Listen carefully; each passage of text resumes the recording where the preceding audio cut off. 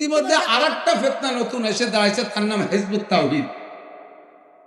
কথা বলেন, হিজবুত তাওহীদ। এর বর্তমান লিডার বাংলাদেশের নাম তার সেলিম পাঙ্কু। কি নাম?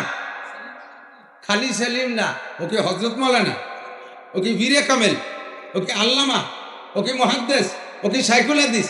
ও যেহেতু এইগুলো এই সমস্ত পদের অধিকারী না, এ যোগ্যতা তার নাই।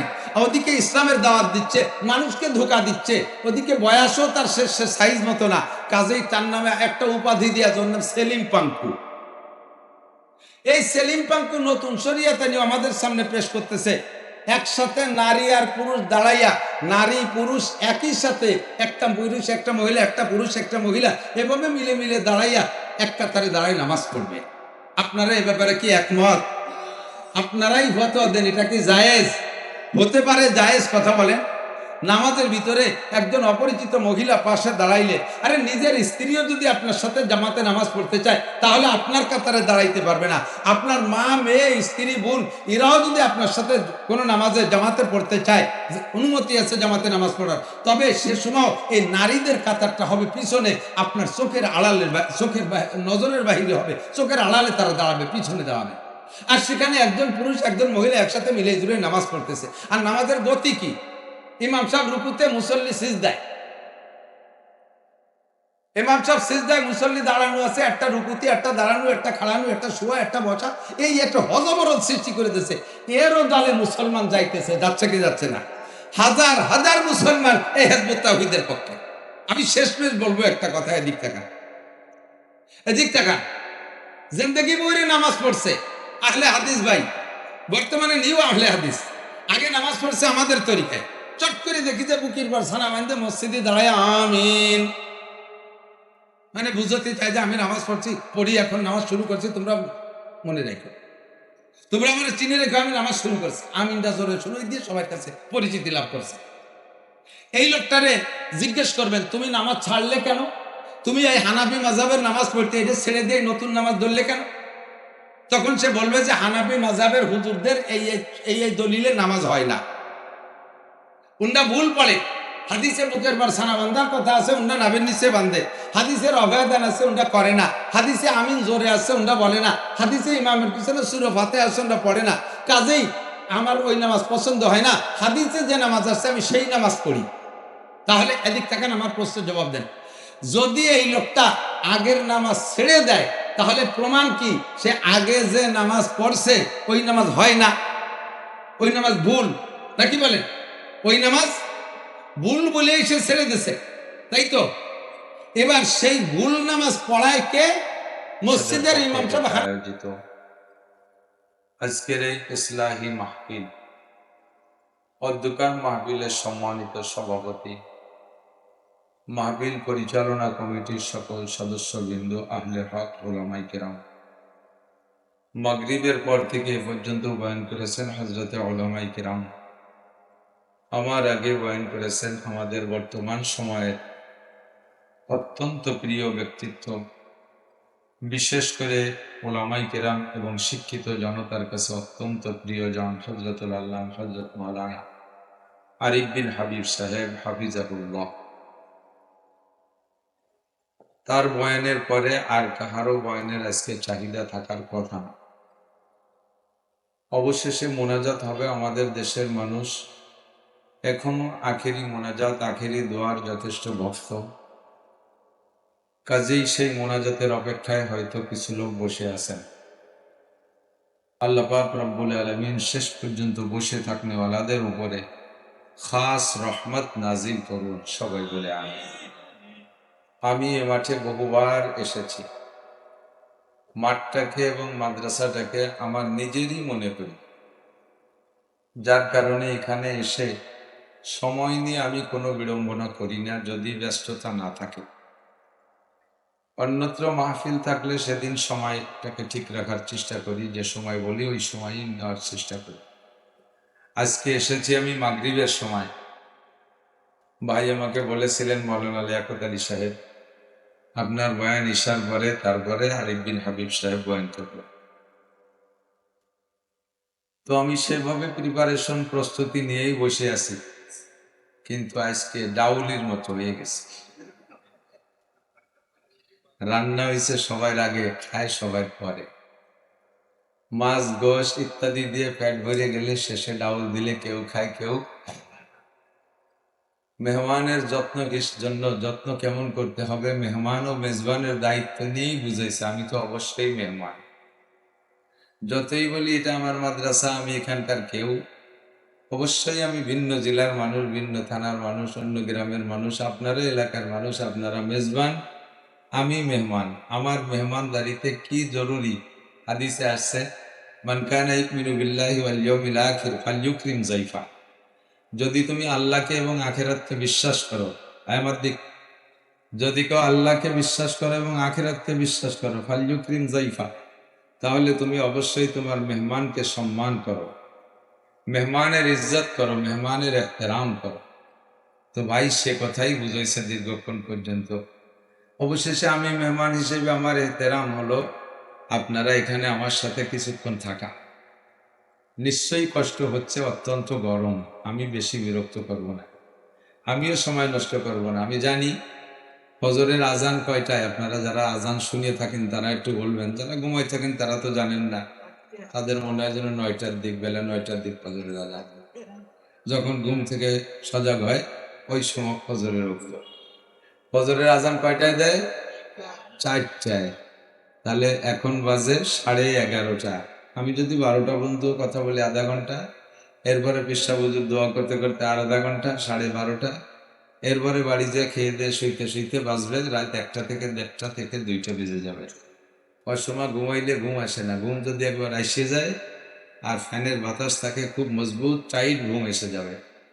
আর একান্ত আল্লাহওয়ালা বুজুর্গ ছাড়া আমার মতো আদাবিদে ইমানদার যদি ওই টাইমে ঘুমায়, ফজরের আজান কানে ঢুকবে না। লাইথলিও ঘুমের থেকে উঠা কঠিন হয়ে যাবে, ঘুমের থেকে উঠাই কঠিন। তো যে মাহফিলের কারণে ফজরের নামাজ নষ্ট হবে ওই মাহফিল হিদায়তি মাহফিল না গুমরাহি মাহফিল? গুমরাহি মাহফিল। তো আমরা হিদায়তের জন্য, ইসলাহের জন্য ডেকেছি, ইসলাহুল উম্মাহ, উম্মতের সংশোধনের জন্য এই সংগঠনটা। তো সংশোধন করতে যেয়ে যদি আরো নষ্ট হয়ে যায় তাহলে এটা, এই নামটা যথাযথ হবে না, নামটা অযথা হয়ে যাবে, ঠিক না?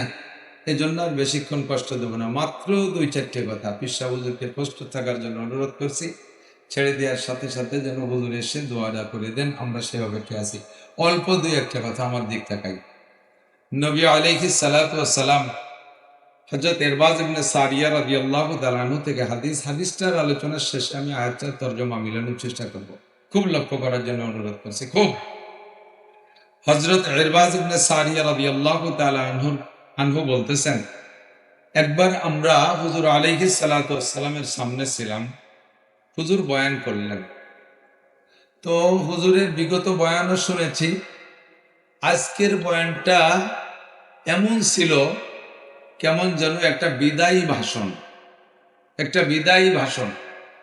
বিদায় হজের ভাষণটাও যেমন ছিল, আজকের বয়ানটা ওরকম লাগতেছে বিদায়ী ভাষণের মতো। মানুষ মানুষকে যখন বিদায় দেয়, আপনারা আব্বারা ছেলেদেরকে যখন বিদেশে যাওয়ার জন্য বিদায় দেন, অথবা মেয়েদের বিয়ের পরে মেয়েদেরকে যখন স্বামীর হাতে সোপর্দ করে, তখন মা মেয়েকে ঘরে নিয়ে এই 14, 15, 16, 18 বছর লালন পালন করেছে, আজ থেকে স্বামীর ঘর করবে, শ্বশুর বাড়ি যাবে, তখন একটা আখেরি বক্তব্য দিয়ে দেয়, একটা শেষ নসিহাত করে দেয়, মা এভাবে চলিস, এভাবে চলিস, শ্বশুররা আব্বা ডাকিস, শাউরিকে মা ডাকিস বা আম্মু ডাকিস বা আম্মা ডাকিস, স্বামীর সাথে সদ্ব্যবহার রাখিস, ইত্যাদি ইত্যাদি অনেক কিছু কথা, বিদায়ী কথা বলে দেয়। তো এমনই হুজুর আজকে বয়ান করলেন যেন সাহাবী বলতেছেন, হযরত ইরবাজ ইবনে সারিয়া সহ উপস্থিত সাহাবায়ে কেরাম বলতেছেন যে আজকের বক্তব্যটা যেন একটা বিদায়ী ভাষণের মতো মনে হচ্ছে, হুজুর মনে হয় বেশিক্ষণ থাকবেন না। এ কথাটা এরকম বোঝা যায়, মানুষ যখন মারা যায়, এদিক তাকান, তখন মুরব্বীরা, বিশেষ করে আব্বা দাদারা যখন মারা যায়, তখন মরার কিছুদিন আগের থেকে দেখবেন এমন এমন কিছু কথা কয় যা বিগত জীবনে কয় নাই। এ কথাগুলো ধরে রাখার মতো একটা স্থায়ী নসিহত। তো মারা যাওয়ার পরে তারপরে মুজাকারায় বসে, নিজেরা গবেষণা মুজাকারায় বসে, আলোচনা মজলিসে বসে বলে, আমি তো বুঝতাম, মাঝে মাঝে টের পেতাম আব্বা এইরকম পাকা পাকা কথা বুড়ো কালে কয় কে। এই কথাগুলো কেন বলে, এই কথাগুলো কেন বলে, এগুলো বলা বলি হয় না পরে, তাতে আমার মনে ধরতো যে উনি মনে হয় বেশি দিন টিকবে না। তো সাহাবী বলতেছেন আজকের হুজুরের বক্তব্য শুনে আমাদেরও মনে হচ্ছে, মনে হয় হুজুরের সময় শেষের দিকে চলে আসছে, আমাদেরকে বিদায়ী বক্তব্য বলতেছে। জরাফাত মিনহাল উয়ুন ওয়া ওয়াজিলাত মিনহাল কুলুব। হুজুরের আজকের বক্তব্যে প্রত্যেকের লোম শিউরে উঠতেছে, অন্তর কেঁপে উঠতেছে, আর চোখ থেকে পানি বেয়ে বেয়ে পড়তেছে, সকলে কাঁদতেছিলাম আমরা। ইতিমধ্যে হুজুরের বক্তব্যের ভিতরে একটা উল্লেখযোগ্য বক্তব্য আপনাদেরকে শোনাই। সাহাবী ইরবাজ ইবনে সারিয়া বলতেছেন, সেইটা হলো হুজুর বলতেছেন, সাতারাউনা মাই ইয়াইশ মিনকুম, তোমাদের মধ্যে যারা আমার পরে বেঁচে থাকবে, মিনকুম বাদি, কোন রিওয়ায়াতে বাদি আছে, কোন রিওয়ায়াতে বাদি শব্দ আসে না। মাই ইয়াইশ মিনকুম বাদি সাতারাউনা ইখতিলাফান কাসীরা, আমি দুনিয়ার থেকে চলে যাওয়ার পরে, আমি থাকা অবস্থায় না, আমি থাকা অবস্থায় যত মতানৈক্য আসবে সমস্ত মতানৈক্যের নিরসন আমি করে দেব। কারণ আমার কাছে দৈনন্দিন নতুন নতুন ওহী আসে, যে কোনো সমস্যা যেখানে ঘটে ওটা আমার কাছে আল্লাহ তাআলা আগেই জানায় দেয়, আর আমি সেই অনুযায়ী তার ফয়সালা সমাধান তৈরি করে রাখি। তো কাজে আমার উপস্থিতিতেই মতানৈক্য যতই হোক না কেন এগুলো লাস্টিং করবে না, কিন্তু আমি চলে যাওয়ার পরে তোমরা সাতারাউনা বাদি ইখতিলাফান কাসীরা, আমি চলে যাওয়ার পরে প্রচুর মতানৈক্য দেখবে, প্রচুর মতানৈক্য দেখবে, আমার উম্মতের মধ্যে থেকেই মতানৈক্য। হুজুর বলতে গিয়ে অন্য হাদিস দিয়ে বলেন যে বনি ইসরাইল, হযরত মূসা আলাইহিস সালাতু ওয়াস সালামের উম্মতকে বলা হয় বনি ইসরাইল। বনি ইসরাইলের ভিতরে মতানৈক্যের কারণে দল হয়েছিল ৭২টা। কত? বনি ইসরাইলের ভিতরে মতানৈক্যের কারণে, শরিয়াতের বিধিবিধান নিয়ে মতানৈক্যের কারণে বনি ইসরাইল কাফেরের দল না, স্বয়ং মুসলমানদের ভিতরে দল হয়েছিল ৭২টা। আর আমার উম্মতের ভিতরে এই মতানৈক্যের কারণে, আমার উম্মতের এই মতানৈক্য, হিন্দু বৌদ্ধ খ্রিস্টান ও মুসলমানদের মতানৈক্য আমরা হিসাব করব না, আমার উম্মতের এই যারা কলেমা পড়া উম্মত, এদের মধ্যে মতানৈক্য হইয়া এই উম্মতের দল হবে ৭৩টা, সালাসুন ওয়া সাবউন, ৭৩টা দল হবে। সাতারাউনা বাদি ইখতিলাফান কাসীরা, প্রচুর মতানৈক্য দেখবে, আর মতানৈক্যের ভিত্তিতে দল হবে ৭৩টা। সাহাবায়ে কিরাম বললেন, হুজুর এই ৭৩টা দলের ভিতরে কারা হক? হুজুর বললেন, যারাই যখন স্টেজে যাবে তারাই তখন বলবে যে আমরা হক দল, আর অন্য সব বাতিল। কথা বলেন ঠিক কি ঠিক না?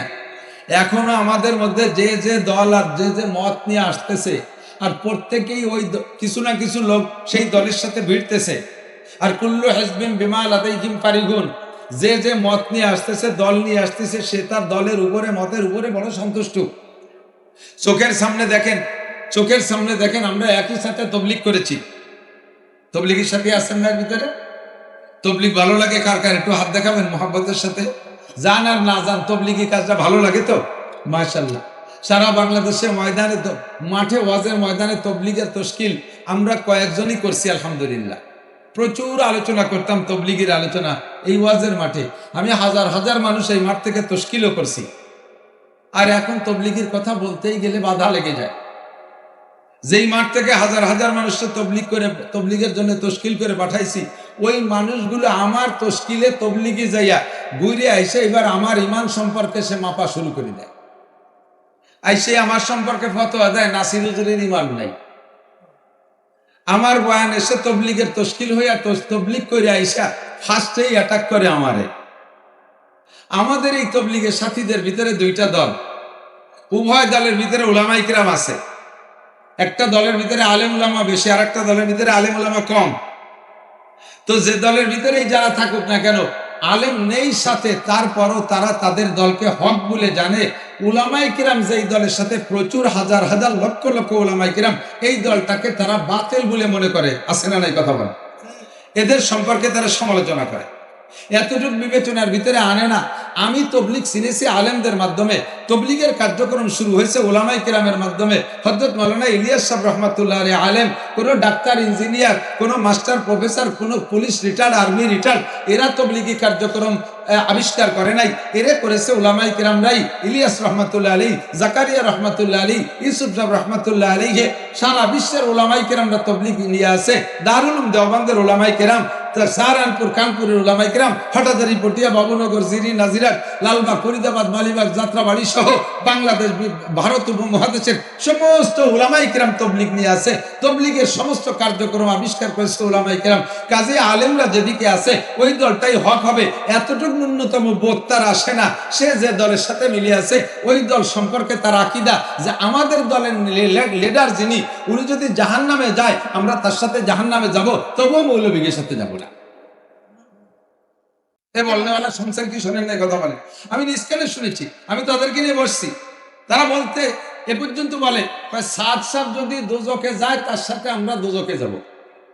কিন্তু একবারও তাদের মুখে আমি বলতে শুনি নাই সাদ সাহেব যদি ভেস্তে যায় তার সাথে ভেস্তে যাব।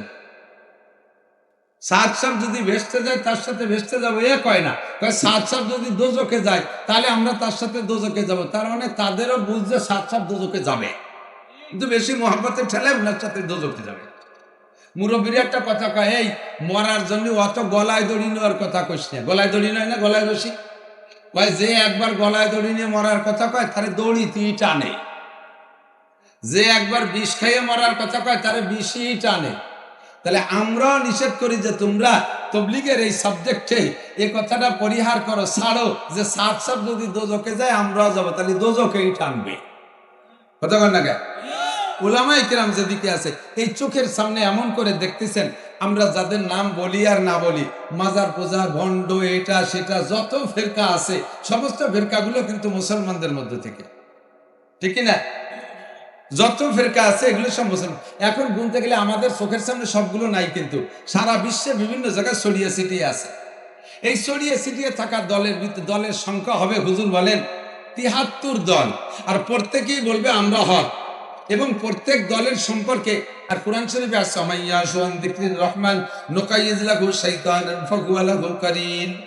যখন মানুষ কোরআন সুন্নাহ থেকে সরিয়া ইসলামের দাবিদার হইয়া ইসলামের বক্তব্য দেয়, কোরআন খেয়াল দিক, এই যুবকরা যারা আছে বেশি খেয়াল করো, কারণ বুড়োরা যে অবস্থায় আছে বুড়োরা ওই অবস্থায় গায়ে ধরে পড়ে থাকে। বুড়োকে ওয়াজ করে নতুন দলে নীতি খুব কঠিন আছে। যারা কিয়াম করছে জীবন করে, এরকে যদি কিয়ামের বিপক্ষে বলি, কয় বাবা কিয়াম করতে করতে আমার আব্বা মারছে, দাদা মারছে, আমি বুড়ো হয়ে গেছি, আর বুড়ো কালের কিয়াম ছাড়ার কায়দা নেই, তোরা যা করিস করে বেড়াকে খামি দিয়ে পড়িয়ে থাকে, নড়তেই চায় না। যুবকদেরকে দ্রুত দলচ্যুত করা সহজ হয়, যুবকদেরকে দলে নেওয়া সহজ হয়, যার কারণে যুবকদের পিছনে ওরা মেহনত করতেছে। আমিও যুবকদেরকে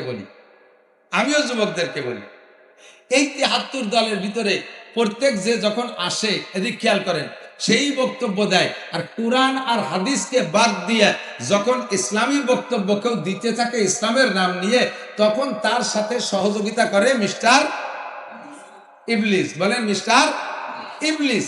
আর ইবলিস আল্লাহ নিজেই বলেন মাইয়া শুআন যিকরির রহমান নুকাইয়িজ লাহু শাইতানান, যে জিকির রহমানের জিকির থেকে আলাদা হবে।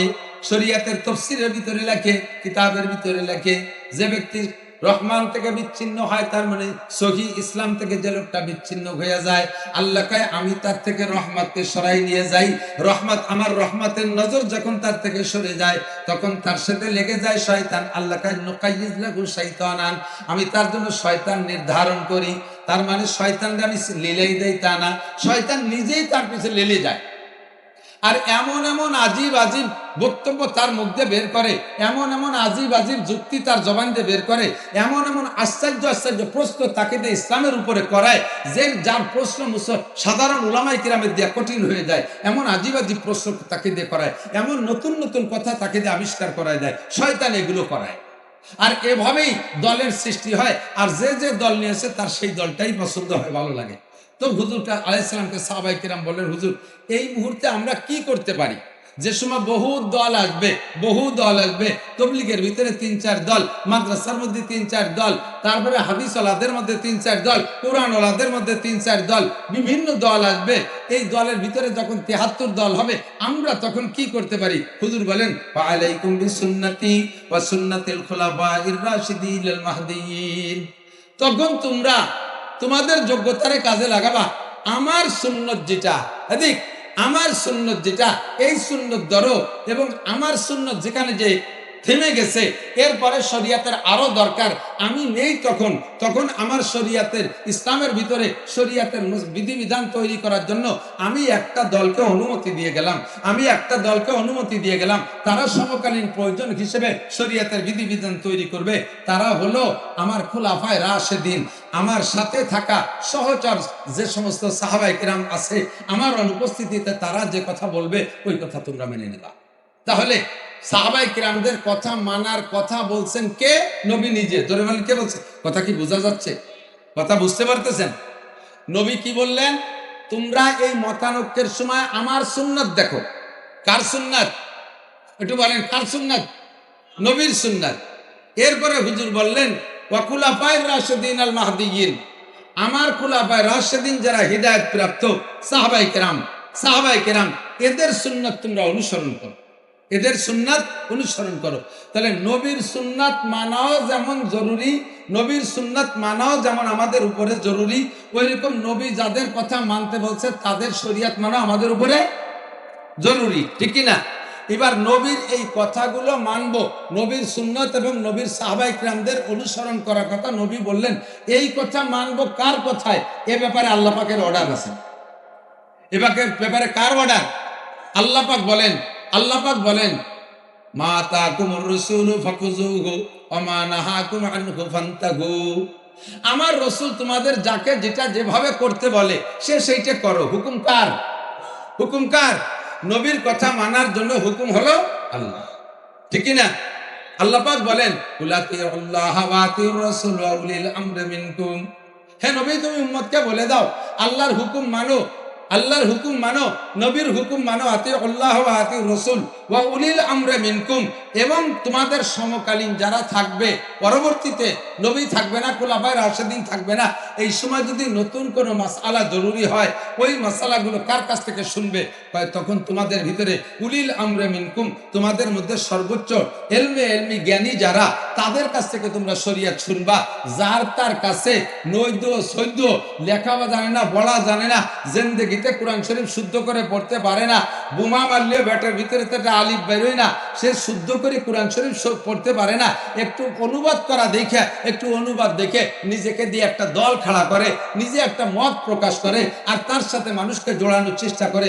বুঝে নেবা উলামায়ে কেরামের দল বাদ দিয়ে ইসলামের নাম নিয়ে যে জামানায় যেই দলটা মাথা উঁচু করে দাঁড়ায় ওই দলটাই ভ্রান্ত দল, ওই দলটাই ধোঁকাবাজ দল। কথা বলেন ঠিক না? ও দোস্ত, আমরা এদেশে এখনো নামাজ পড়ি আলেমদের পিছনে না? নামাজ পড়ি কার পিছনে? আলেমের পিছনে। যে আলেমের কিরাত শুদ্ধ আছে তার পিছনে নামাজ পড়ি। মাসালা মাসাইল জানতে গেলে আমি সাধারণ পাবলিকের কাছে যাই না, যাই আমি আলেমদের কাছে। দুঃখ লাগে, বড় পরিতাপের বিষয় হলো বর্তমানে যে সমস্ত ফিতনাগুলো আসতেছে তার মধ্যে এক নম্বর ফিতনা বহুদিন ধরে চলে আসতেছে, এক নম্বর ফিতনা আহলে হাদিস ফিতনা। আহলে হাদিস নামে একটা দল বের হয়েছে, এরা সহিহ হাদিস, তাদের মতের খিলাফ হওয়ার কারণে সহিহ হাদিসগুলোকে তারা জাল জয়ীফ বলে ধাব্বা লাগাইয়া মিথ্যা অপবাদ দিয়ে উম্মতকে সুন্নতের থেকে দূরে সরাই দিচ্ছে।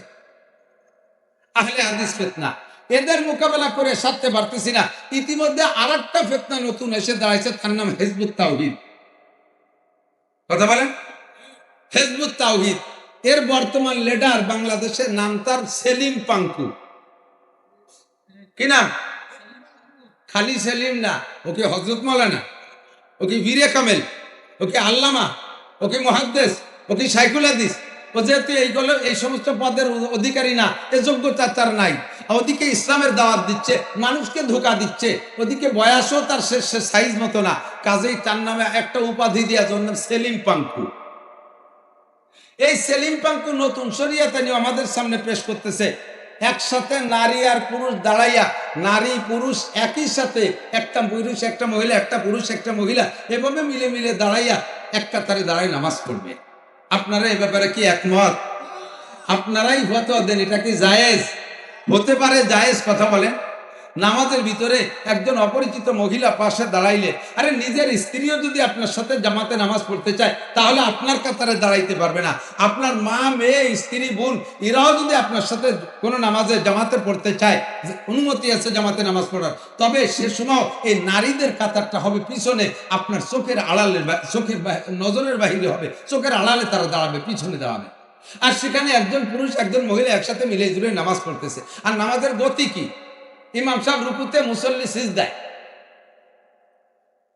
ইমাম সাহেব সিজদায়, মুসল্লি দাঁড়ানো আছে, একটা রুকুতি, একটা দাঁড়ানো, একটা খাড়ানো, একটা শোয়া, একটা বসা, এই একটা হজবরল সৃষ্টি করে দিয়েছে। এরও দলে মুসলমান যাইতেছে, যাচ্ছে কি যাচ্ছে না? হাজার হাজার মুসলমান এই হিজবুত তাওহীদের পক্ষে। আমি শেষমেশ বলবো একটা কথা, এদিক টাকা, এদিক টাকা, জিন্দেগি বইরে নামাজ পড়ছে আহলে হাদিস ভাই, বর্তমানে নিউ আহলে হাদিস, আগে নামাজ পড়ছে আমাদের তরিকায়। চট করে দেখি যে বুকির পর ছানা বাঁধতে মসজিদে দাঁড়ায় আমিন, মানে বুঝতে চাই যে আমি নামাজ পড়ি, এখন নামাজ শুরু করছি, তোমরা মনে রেখো, তোমরা আমার চিনে রেখো, আমি নামাজ শুরু করছি। আমিনটা জোরে শুরু দিয়ে সবার কাছে পরিচিতি লাভ করছে। এই লোকটারে জিজ্ঞেস করবেন, তুমি নামাজ ছাড়লে কেন? তুমি এই হানাফি মাযহাবের নামাজ পড়তে এটা ছেড়ে দিয়ে নতুন নামাজ ধরলে কেন? তখন সে বলবে যে হানাফি মাযহাবের হুজুরদের এই দলিলে নামাজ হয় না, উন্ডা ভুল পড়ে। হাদিসে বুকের পর ছানা বান্ধার কথা আছে, উন্ডা নাভির নিচে বান্ধে। হাদিসের অভয়দান আছে, উন্ডা করে না। হাদিসে আমিন জোরে আছে, উন্ডা বলে না। হাদিসে ইমামের পিছনে সূরা ফাতিহা আছে, উন্ডা পড়ে না। কাজেই আমার ওই নামাজ পছন্দ হয় না, হাদিসে যে নামাজ আছে আমি সেই নামাজ পড়ি। তাহলে এদিক থাকেন, আমার প্রশ্নের জবাব দেন। যদি এই লোকটা আগের নামাজ ছেড়ে দেয় তাহলে প্রমাণ কি? সে আগে যে নামাজ পড়ছে ওই নামাজ হয় না, ওই নামাজ ভুল, নাকি বলেন? ওই নামাজ ভুল বলেই সে ছেড়ে দিছে, তাই তো? এবার সেই ভুল নামাজ পড়ায় কে? মসজিদের ইমাম সাহেব। হানাফি মাযহাবের ইমামের নামাজ হয় না, ইমামের নামাজ ভুল। তাহলে ইমামের ভুল নামাজের পিছনে তুমি ইক্তেদা করলে ইমামের নামাজ না হলে কি মুসল্লি নামাজ হবে? যখনই আটকে যাবে তখন বলবে যার যার চিন্তা সেই সেই করে, আমি সহিয়ে দিচ্ছি, বড় আমল করতেছি। কথা বলেন ঠিক কিনা? আর সে সেই আকীদার পরে সহি তরিকা মনে করে সে জমে আছে। ও দোস্ত, এইভাবে যত ফেরকায় বাতিল আছে, আমি আরো বলি দু একটা। এই যে বর্তমানে আছে আহলে কোরআন, আহলে কোরআন যেই লোকটা আপনাদের কাছে নিয়ে আসছে, আহলে কোরআনের এই ফেরকাটা নিয়ে আসছে, আপনি তার কাছে কি জিজ্ঞেস করবেন? আপনার নিজেরই তো এলেম নাই, আপনি কতটুক জিজ্ঞেস করতে পারবেন? তার একজনকে নিয়ে আসেন, আমি তারে বলি তুমি কোরআন থেকে সমাধান দাও, কোরআন বুঝেই সমাধান দাও, তোমার যোগ্যতা বলেই তুমি সমাধান দাও। কোরআন শরীফে আছে, আয়াত শোনেন, হামলুহু ওয়া ফিসালুহু 30 শাহরা। কখনো বলছি কিনা বলতেও পারি, বয়ানের মধ্যে শুনবেন। হামলুহু ওয়া ফিসালুহু 30 শাহরা, একটু বুঝতে হবে, খেয়াল করতে হবে। কোরআন শরীফের আয়াত।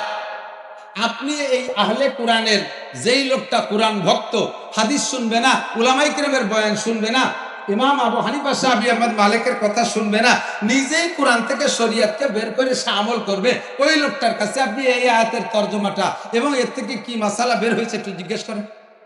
আয়াতটা মনে রাখবেন, ওয়া হামলুহু ওয়া ফিসালুহু 30 শাহরা, একটা আয়াত। যদি এটা মনে না থাকে তাহলে আপনি বলবেন, ইযা কুনতুম ইলা সলাতি ফাগসিলু উজুহাকুম ওয়া আইদিয়াকুম ইলাল মারাফিক ওয়ামসাহু বিরুসিকুম ওয়া আরজুলাকুম ইলাল কাবাইন। এই আয়াতের ভিতরে আল্লাহ তাআলা ওযু বলেছেন, ওযুর পরিমাণ বলেছেন, কোন অঙ্গ কতটুকু ধুইতে হবে। তুমি এই আয়াতের থেকে কোরআন তো তুমি কোরআন বলা, কোরআন বোঝো, এই আয়াতের থেকে তুমি ওযুটার মাপ বলে দাও যে হাত কতটুকু দেবো, মুখ কতটুকু ধৌত করব, আমি মাথা কতটুকু মুছে করব, পা কতটুকু মুছে করব। তুমি এই আয়াতের তরজমা থেকে আমাকে বের করে দেখাও, তুমি তাহলে কোরআন। ইনশাআল্লাহ আপনাকে দুকা দিয়ে বুঝাই দিতে পারে, ডেকে নিয়ে আসবেন আমাদের কাছে।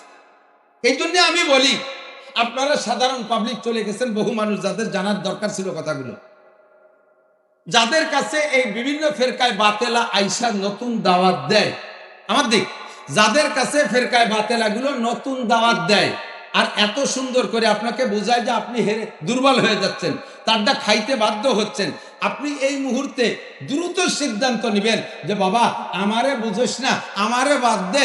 আমাদের এলাকায় মৌলানা লিয়াকত সাহেব, মৌলানা ইসমাতুল্লাহ কাসেমি সাহেব, মৌলানা মুফতি আব্দুল কাইম সাহেব, মৌলানা সাইদ মাহমুদ সাহেব, মুফতি আব্দুল গফফার সাহেব, আমাদের এলাকার ইন্দ্রাই বক্তা মৌলানা নাসির সাহেব আমাদের সাথে থাকে। এই বড় বক্তা কয়জনের তোর কথাগুলো বুঝোই যে ওই কয়জন যদি তোর দলে চলে যায় তাহলে তোর আর এই মাঠে মাঠে খয়রাত করে বেড়ানো লাগবে না, ফেরিয়ে বেড়ানো লাগবে না। ওই কয়জনের সামনে লাখ লাখ মানুষ থাকে, ওরা এক মাঠে বলে দিলি তোর বাংলাদেশ পাতা হয়ে যাবে। এই কথাটা বলতে পারবেন না? আপনি এত তাড়াতাড়ি তার কথা কেন খান? আপনি কি মনে করেন যে আমরা উলামায়ে কেরাম এ নিয়ে ভাবি না? আপনি কি মনে করেন যে আমরা মাদ্রাসায় পড়ি খালি, আমরা মাদ্রাসায় পড়ি আর পড়াই খালি কোরআন শরীফ আর রিডিং পড়াই, এর ভিতরে আমরা ডুবোই না? আমি আপনারা ছোট্ট করে শিখাই দিয়ে দিক তাকান, এই মতানৈক্য সে কিভাবে সারবে?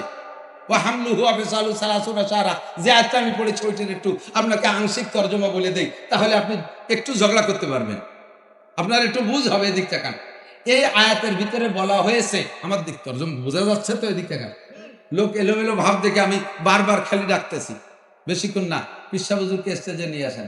সবাই এখন বিরক্ত হয়ে গেছে, মাঠ খালি হয়ে গেছে। এ সময় আর আজকে আমাদের অস্ত্র বহু শুনছে, যে ওয়াজ শুনতে আসছে সে ওয়াজ সহ চলে গেছে মাঠ খালি। এখন আমার দিক, হামলুহু ওয়া ফিসালু সালাসুনা শাহরা, আয়াতের তর্জমা শুনেন আগে।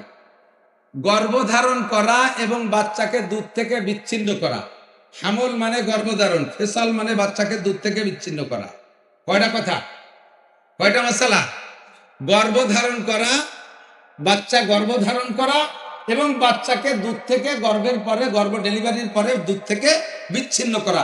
এই দুইটা মাসালা আল্লাহ আগে সুরকি হেডলাইন রাইখা, শিরোনাম রাইখা তার পরিমাণ বলে দিচ্ছেন সালাসুনা শাহরা, এক কথায়। খেয়াল করছেন? পরপর হামলুহু গর্ভধারণ করা, অফিসালুহু এবং দুধ থেকে বিচ্ছিন্ন করা, এরপরেই আসছে টাইম বলে দিচ্ছে সালাসুনা শাহরা, 30 মাস। কয় মাস? 30 মাস। আমার বক্তব্য শুনে থাকলে ইনশাল্লাহ তার মধ্যে দুই রকমই বয়ান করা আছে, কে কতটুকু মনে রাখছেন আমি জানি না। আজকে আমার এই কথার ভিতর থেকে কি বলছেন যে গর্ভধারণ করা এবং বাচ্চাকে দুধ থেকে বিচ্ছিন্ন করা, দুইটা কথা বলার পরে আল্লাহ একবারে টাইম বলে দিয়েছেন 30 মাস। 30 মাস মানে 2.5 বছর।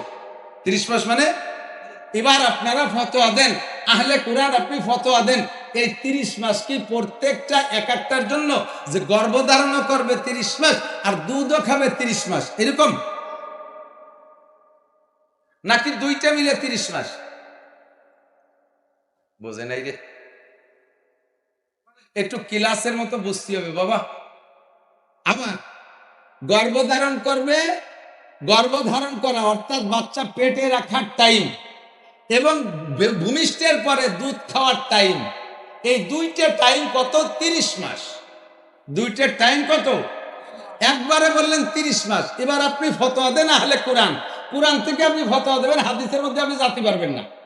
বলেন আপনি ভাগ করে দেন টাইম, এ জায়গা টাইম ধার্য করেন কি দুইটা মিলে 30 মাস 2.5 বছর, না প্রত্যেক এক একটার জন্য 2.5 বছর? আপনারাই দুই ভাগ হয়ে যাবেন, এই জায়গায় দাঁড়াইয়ে দুই ভাগ হয়ে যাবেন। এক দল কয় দুইটা মিলে 30 মাস, আর এক দল কয় না প্রত্যেকটার জন্য 30 মাস 2.5 বছর। কয় যে না 2.5 বছর, পেটেও 2.5 বছর, আবার দুধও খাবে 2.5 বছর। এটা তো সম্ভব না। 2.5 বছর দুধ খাইতে পারে, কিন্তু পেটে তো 2.5 বছর থাকা সম্ভব না। 9 মাসের পরে কয় মাস আর কয় মাস? 10 মাস আর 20 মাস। এই যে সুন্দর একটা ভাগ হয়েছে, জানি যে জীবন ভরে পেটে থাকে 10 মাস, এই ভাগটা 10 মাস পেটের জন্য আপনি ভাগ করলেন কোন দলিলে? কোন দলিলে? এটা তো কোরআন শরীফ থেকে বলবেন। ও আহলে কোরআন তুমি এবার ভাগ করো। যদি ইনসাফি ভাগ করি, ন্যায় নীতির ভাগ, সমান হারে ভাগ করি, ইনসাফি বন্টন, ইনসাফি বন্টন, পেটেও থাকবে 15 মাস, দুধও খাবে, সমান ভাগ, ইনসাফি বন্টন করলে। আমি কোরআন পড়ি তো কোরআন দিয়ে বুদ্ধি দিয়ে, আমার বুদ্ধি দিয়ে কোরআন বুঝবো। তাহলে পেটে 15 মাস, এটা কয়দিন থাকছেন? 8 মাস, 9 মাস, 10 মাসের পরে একদিন বেশি হয়ে গেলে 14 পাল্লা পরীক্ষা করিয়ে তারপরে ডাক্তারে কইছে যে বাঙ্গিছে, বিসি বড় হয়ে গেছে, সিংকাটি বাই দিতে হবে, অপারেশন করতে হবে, সিজার করে বের করে। কথা কোন ঠিক না? 15 মাস পর্যন্ত অপেক্ষা কয় মহিলার দিয়ে করাইছেন জিন্দেগিতে কন আছে এরকম? তাহলে এইটা ইনসাফি বন্টন না। সমান ভাগ করবেন, এটা ইনসাফি বন্টন ছিল, কিন্তু তাতে মেলে না, বাস্তবতার সাথে মিল খায় না। তাহলে কি করা যায়? এবার আমি ভাগ করব কিভাবে? এখন ইমামে আবু হানিফা রহমাতুল্লাহ আলাইহি উনি বলেন দুইটা মিলে 30 মাস। বুঝেন, দুইটা মিলে 30 মাস। ইমাম শাফি রহমাতুল্লাহ আলাইহি বলেন দুইটা মিলে 30 মাস না, প্রত্যেক এক একটার জন্য 30 মাস, 2.5 বছর। আগে ইমাম শাফি রহমাতুল্লাহ আলাইহি উনার কথার ব্যাখ্যা দিয়েছি। উনি 2.5 বছর কেন বললেন? যখনই উনি বলছেন যে দুইটা প্রত্যেকটার জন্য 2.5 বছর, পেটেও থাকতে পারবে 2.5 বছর, দুধও খাবে 2.5 বছর, তো দুধ 2.5 বছর খাওয়া না 5 বছর খাক। অনেক বাচ্চা আছে যে বাছুরির মতো দৌড়ে বেড়ায় আর মারে দাবড়ায় ধরিয়ে চামচ নিয়ে মা একটু দে, একটু খায়, 3, 4, 5 বছর পর্যন্ত দাবড়ায় খায়, ওটা আমরা বাদ দিলাম। কিন্তু পেটে থাকা 2.5 বছর, এইটা কতটা সম্ভব? বলার পরে ইমাম শাফি রহমতুল্লাহ আলাইহি বলে, বাবা আরে তোরা তো অত অসম্ভব মনে করিস কেন? আমি নিজেই মায়ের পেটে ছিলাম 2.5 বছর। ইমাম শাফি নিজে মায়ের পেটে 2.5 বছর ছিলেন। তাই আর দলিল কোথায় যাও? আমি নিজেই দলিল, 2.5 বছর পেটে থাকা সম্ভব, আমি ছিলাম। সাহাবাদের ভিতরে 3-4টে রেফারেন্স উনি খুঁজে আনলেন যে 2.5 বছর করে বাচ্চা পেটে ছিল। কাজে আল্লাহ তাআলা এখানে 2.5 বছরের টাইম বলছেন। কয় যে এই তর্জমা আপনি কেন বললেন? কয় যে মুমিনের ইজ্জতের দিকে লক্ষ্য করে আমি এই তাফসীর করছি। এক তো বাস্তব আছে, 2 নম্বরে মুমিনের ইজ্জতের দিকে। কি ইজ্জতের দিক থেকে? ইজ্জত হলো একটা লোক বিয়ে করছে আজকে বিয়ে করে স্ত্রীকে নিয়ে ওয়ান নাইট, এক রাত বাসর করছে, এক রাত স্ত্রীকে নিয়ে স্বাভাবিক জীবন যাপন করে গেছে, বৈবাহিক জীবন। এই লোকটা কাল সকালে ফ্লাইট করে চলে গেছে বিদেশ।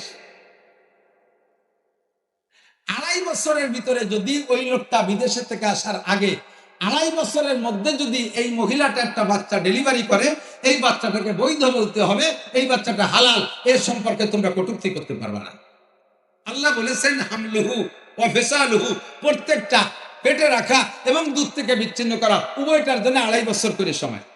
কাজেই এই বাচ্চা তার কি বলে ওই বিদেশি পুরুষের মানে যে ছেলেটা বিয়ে করে গেছে তারই বৈধ সন্তান। সে এক রাত স্ত্রীকে নিয়ে ঘর করে গেছে, ওই রাত্রে গর্ভধারণ করে গেছে, বাচ্চা পেটে রয়েছে 2.5 বছর। এটা ধরে নিবা মুমিনের ইজ্জতের দিকে তাকাই। ইমাম শাফি রহমাতুল্লাহ আলাইহির ফয়সালা এরকম। ইমামে আবু হানিফা রহমাতুল্লাহ আলাইহি বলেন আমিও ইজ্জতের দিকে তাকাইয়া আমার ব্যাখ্যা বিশ্লেষণ কোরআন থেকে আমি বের করছি। পেটে থাকবে আল্লাহ পাক রব্বুল আলামিন। ইমাম শাফি বলেন যে আল্লাহ পাক সর্বোচ্চ টাইম বলছেন যে বাচ্চা পেটে থাকার সর্বোচ্চ টাইম 2.5 বছর, তবে সর্বনিম্ন টাইম কতটুকু?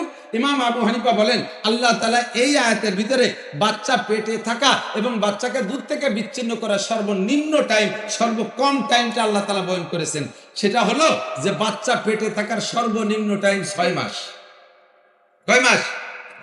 6 মাসের ভিতরে যদি একটা মহিলা যদি একটা বাচ্চা ডেলিভারি দেয়, তাহলে ওই বাচ্চাটা সম্পর্কে, মহিলা সম্পর্কে কেউ কটূক্তি করলে, যদি কেউ মন্তব্য খারাপ করো, খারাপ ভাষা দাও, তাহলে তাকে হদ্দে কজব, তাকে অপবাদের শাস্তি গ্রহণ করতে হবে 6 মাসের পরে যদি একটা বাচ্চা দেয়। কিন্তু আমাদের সমাজে কি আছে? কোনো মহিলা যদি বিবাহের পরে 6 মাস পার হইতে অর্থাৎ 6 মাস পূর্ণ করে যদি একটা বাচ্চা ডেলিভারি দেয়, এ সমাজের মানুষ ওই মহিলাটা সম্পর্কে কুধারণা করে কি করে না? যদি দাদি শাউরি আর নানি শাউরি থাকে, তারা যা কয় শুনি তো মাঝে মাঝে, কয় যে ওই তো আমি প্রথম দিন যে এই টের পাইছি, একেবারে খালি হাতে আসে নাই, কিছু নিয়ে এসে উনি টের পাইছে, উনি ছিল সে জায়গা। এরকম মন্তব্য করে কি করে না? হযরত ওমর ইবনে খাত্তাব, এদিক তাকান, হযরত ওমর রাদিয়াল্লাহু আনহু যখন খলিফাতুল মুসলিমিন, উনি স্টেজে বসা, উনি মসনাদে বসা, রাজপ্রাসাদে উনার অফিসে বসা, ইতিমধ্যে একটা মেয়ে, একটা মহিলা, সারা গায়ে রক্ত, নিচের চোখ রক্তাক্ত হয়েছে ডেলিভারির কারণে। ডেলিভারিতে রক্ত হয়, সেই রক্তে নিচের কাপড় ভিজে লাল, আর গায়ের উপরেরটাও রক্তাক্ত, এইটা লাল হয়ে গেছে মারির রক্তে। এইভাবে মায়ের খাইয়া মহিলাটা দৌড়াইতে খলিফাতুল মুসলিমিন হযরত ওমরের সামনে এসে হাজির। ইতিমধ্যে পিছন দিয়ে একটা বড় জোয়ান, হাতে লাঠি আর পাথর, এক হাতে লাঠি আর এক হাতে পাথর নিয়ে দাওয়াইতে আসে। হয়তো বাড়ির থেকে পিটাইছে, কিন্তু মাঝে এই টাইমে মহিলাটা বিচ্ছিন্ন হয়ে দৌড়ায় হযরত ওমরের সামনে আসছে। পিছন দিয়ে লোকটা আইসা ওমরের সামনে তো আর মারতে পারে না, কিন্তু বিশাল মিজাজ, জোয়ানো সেরকম। হযরত ওমর বোঝায় কি ব্যাপার, তোমরা ধাওয়াধাই করতেছো কেন? এই মহিলাটাকে, আর তুমি কে? তো ওই লোকটা বলতেছে খলিফাতুল মুসলিমিন, এই মহিলাটা আমার স্ত্রী। তাহলে কি অবস্থা, তুমি এভাবে দায় নিয়ে এসছো কেন? কয় যে ওটা জানিয়া, ওটা ভেবেচারিনি। কি জিনা করছে, কি অপবাদ, কি কি অপরাধ? কয় যে ওর আমার সাথে বিয়ে হয়েছে আজ থেকে মাত্র 6 মাস আগে। আজকে এই মহিলা একটা বাচ্চা ডেলিভারি দিয়েছে। হুজুর, আমাদের পূর্বপুরুষ ধরে জানা, আমাদের বহু সারা জীবন ধরে জানা আছে, এত 6 মাসের ভিতরে কোনো পূর্ণাঙ্গ বাচ্চা জন্ম হতে পারে না। নিশ্চয়ই ওর বাপের বাড়ি থেকে আমার সাথে বিয়ের আগে কোথাও সব অন্যায় করিয়া, খারাপ মানে আচরণ করে, জিনা করে গর্ভধারণ করে আসছে। সেই গর্ভে জিনার বাচ্চা আজকে আমার বাড়ি ডেলিভারি দিয়েছে। ওইটা জানিয়া, ওটা ভেবেচারিনি, এই জন্য আমি পিটাইছি, বাকি দৌড়ে আসছে আপনার কাছে। আপনার কাছে মামলা থাকো, তার বিচার করে। হযরত ওমরও তাৎক্ষণিকভাবে এই খবর শোনার সাথে ওনার সেন্টিমেন্ট গরম হয়ে গেছে, মিজাজি মানুষ তো, উনি সাথে সাথে ফতোয়া দিয়ে দিলেন এই মহিলাকে পাথর মেরে শেষ করে দেওয়া হোক। পাশে ছিলেন হযরত আলী রাদিয়াল্লাহু তাআলা। হযরত আলী বলতেছেন, খলিফাতুল মুসলিমিন, বিচার একটু আস্তে করেন। কেন? যে কোরআন শরীফে আসছে ওয়া হামলুহু ওয়া ফিসালুহু 30 শাহরা। আল্লাহ পাক বলেছেন গর্ভধারণ করার সর্বনিম্ন টাইম, বাচ্চাকে দুধ খাওয়ানোর সর্বনিম্ন টাইম, দুইটা টাইম মিলেই আল্লাহ তাআলা বলেছেন 30 মাস। এবার 30 মাসের ভিতরে বাচ্চা গর্ভধারণ করার টাইম 6 মাস। এটা আমি ধার্য করছি কোরআন শরীফের অন্য আয়াত থেকে। আল্লাহ তাআলা বলেছেন ওয়াল ওয়ালিদাতু ইউরদিনা আওলাদাহুন্না হাওলাইনি কামিলাইনি লিমান আরাদা আন ইউতিম্মা রাদা। যদি কোনো মা তার বাচ্চাকে পূর্ণ পরিমাণ দুধ পান করাইতে চায়, পরিপূর্ণ দুধ পান করাইতে চায়, তাহলে হাওলাইনে কামিলাইনে 2 বছর পূর্ণ দুধ পান করাইতে পারবে। দুধ পান করানোর জন্য কোরআন শরীফের অন্য আয়াতের দ্বারা আল্লাহ তাআলা 2 বছরকে ভাগ করে নিয়ে গেছেন, অর্থাৎ 24 মাস। কয় মাস? 24 মাস। দুধ খাওয়ানোর জন্য যদি 24 মাস চলে যায়, তাহলে পেটে থাকার টাইম থাকে কয় মাস? 6 মাস। কাজী এই মেয়েটা 6 মাস পরে যেহেতু বাচ্চা ডেলিভারি দিয়েছে, আল্লাহর কোরআনের দ্বারা বৈধ সন্তান ঘোষণা দিয়েছে। ও খলিফাতুল মুসলিমিন, আপনি এই মেয়েটাকে কেন পাথর মেরে মারবেন? হযরত ওমর রাদিয়াল্লাহু তাআলা চেপে গেছে, হযরত আলীর ফতোয়ায় থামিয়ে গেছে। উনি সাথে সাথে বললেন লাউলা আলিয়ুন লাহালাকা ওমর। আজকে যদি আমার পাশে আলী না থাকতো, তাহলে আমি ওমর এই ভুল ফয়সালা দিয়া আমি আজকে ধ্বংস হয়ে যেতাম। একটা নিরপরাধী মহিলাকে মারিয়ে দিয়ে আমি কিয়ামতে কাঠগড়ায় দাঁড়াইতাম। তো দোস্ত, হযরত ইমাম শাফিঈ রাহমাতুল্লাহ আলাইহি উনি যে মাসালা বলেছেন, সে মাসালায় ওনার বুদ্ধিমতে সেটাও সহিহ। আবার হযরত আবু হানিফা রাহমাতুল্লাহ যেটা বলেছেন কোরআন থেকে, এটাও সহিহ। এবার তুমি আহলে কোরআন, জীবনে কোরআন শরীফ কোনোদিন কোরআন শরীফ শুদ্ধ করে পড়তে পারো না, তুমি কোরআন শরীফের ভিতরে ডুবাইয়া এই সমস্ত ক্রিটিক্যাল মাসালাগুলো কিভাবে তুমি বের করতে পারো? আমার দিক তাকান। কোরআন শরীফে আসছে ওযুর মাসালা, যেটা আমি আয়াত করছি, এটা বলে আমি শেষ করে দেব। ওযুর মাসালা, আপনি ওযুতে হাত ধোবেন কতটুক? ইজা কুনতুম ইলা সালাত ফাগসিলু উজুহাকুম। উসুলুস শাসির ভিতরে মাদ্রাসার ছাত্ররা যারা উসুলুস শাসি পড়ছে, তারা এ নিয়ে অনেক সুন্দর পড়াশোনা করে, নুরুল আনোয়ার আলারা পড়াশোনা করে। আমি আপনাদেরকে সাধারণ পাবলিকদেরকে একটু বলিয়ে দিক দেখান। কোরআন শরীফে আসছে ইজা কুনতুম ইলা সালাত ফাগসিলু উজুহাকুম, তোমাদের মুখ ধুতে হবে না? ওযু তো ফরজ। ফাগসিলু উজুহাকুম ওয়া আইদিয়াকুম, হাত দৌ কতটুক? ইলাল মারাফিক। এই কেনুকে বলা হয় মারাফেক, মিরফাক। মারাফেক পর্যন্ত ধো। আমার দিক একটু বুঝতে হবে বাপ, একটু বুঝতে হবে। আপনারা আহলে কোরআন আল্লাহরা সে ধোঁকা দিয়া 3 ওয়াক্ত নামাজ পড়াইতে চায়, 3 ওয়াক্ত নামাজ পড়াইতে চায়। আয়াতের দলিল দেয় কি কইয়া দলিল দেয়? তারা দলিল বলে ওয়াকিমিস সালাত তারাফাইন নাহার ওয়া যুলাফাম মিনাল লাইল।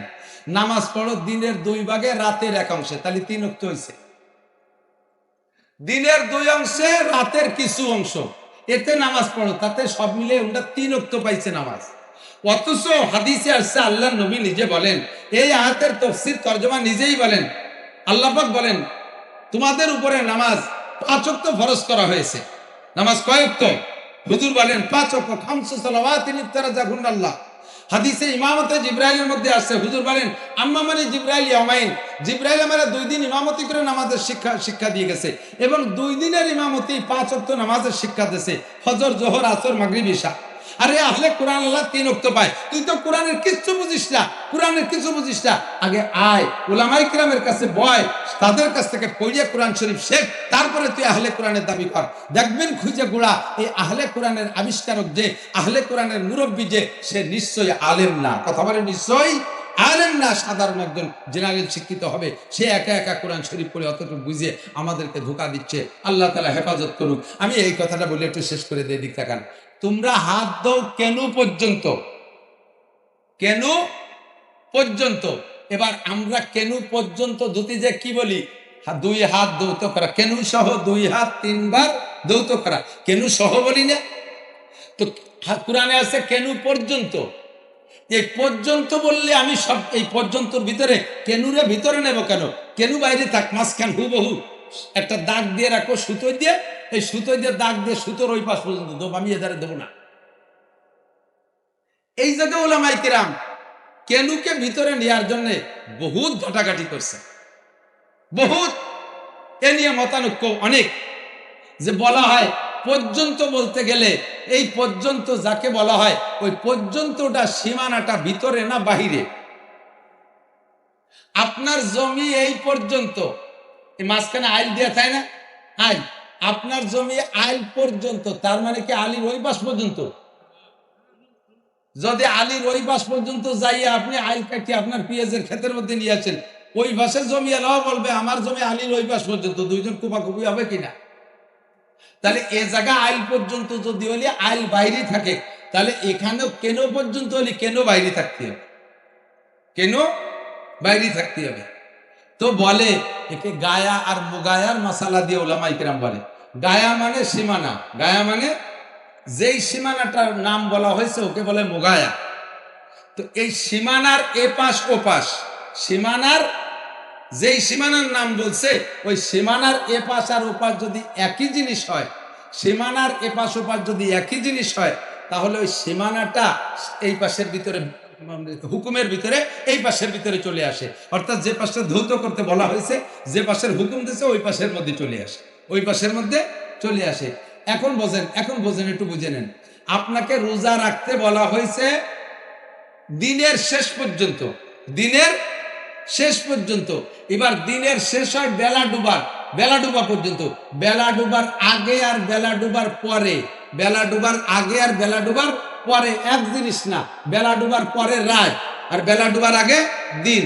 কাজেই দুইটা এই সীমানার ও পাশে আর এর পাশে আলাদা জিনিস হওয়ার কারণে আপনার রোজাকে রাতের মধ্যে নিতে পারবেন না, দিন শেষ হওয়ার সাথে সাথে আপনাকে ইফতার করতে হবে। কথা কি বোঝা গেছে? এবার আপনাকে হাত ধুইতে বলছে মারাফেক পর্যন্ত। এই মারাফেকের এপাশ আর ওপাশ একই জিনিস, একই জিনিস হওয়ার কারণে এই মারাফেকের কেনুর এই উপরেরটাই ভিতরে ধোয়ার হুকুমের মধ্যে চলে আসবে। এই জাতীয় ব্যাখ্যা আপনাদের বললে এখন ভালো লাগতেছে না। বাকি এইরকম কোরআন থেকে বুঝে বুঝে ঘেঁটে ঘেঁটে উলামায়ে কিরাম ডুবোই ডুবোই মাসালা বের করে তারপরে আপনাদের সামনে প্লেটে দেশে। আর আমার আহলে কোরআন, আমার ভণ্ড পার্টি, এই কোরআনে আহলে কোরআনের নামে নব আবিষ্কৃত ভণ্ড পার্টি, এরা নতুন নতুন মাসালা কোরআন হাদিসের কিচ্ছু বোঝে না, আইসা আপনাদেরকে বিভ্রান্ত করার চেষ্টা করে। সংক্ষিপ্ত মাসালা আপনাদেরকে শেখাই দেয়। সেটা হলো যখনই কোনো নতুন দল আসবে আপনাদের কাছে, ওদেরকে উলামায়ে কিরামের কাছে পাঠিয়ে দেবেন। পারবেন তো ইনশাআল্লাহ? এ পর্যন্ত আপনাদের দায়িত্ব। আল্লাহ তাআলা আমাদের এই ফিতনার জামানায় সহি তরিকাটা বুঝে সেই অনুযায়ী আমল করার তৌফিক দান করে। সবাই বলে আমিন। সবাই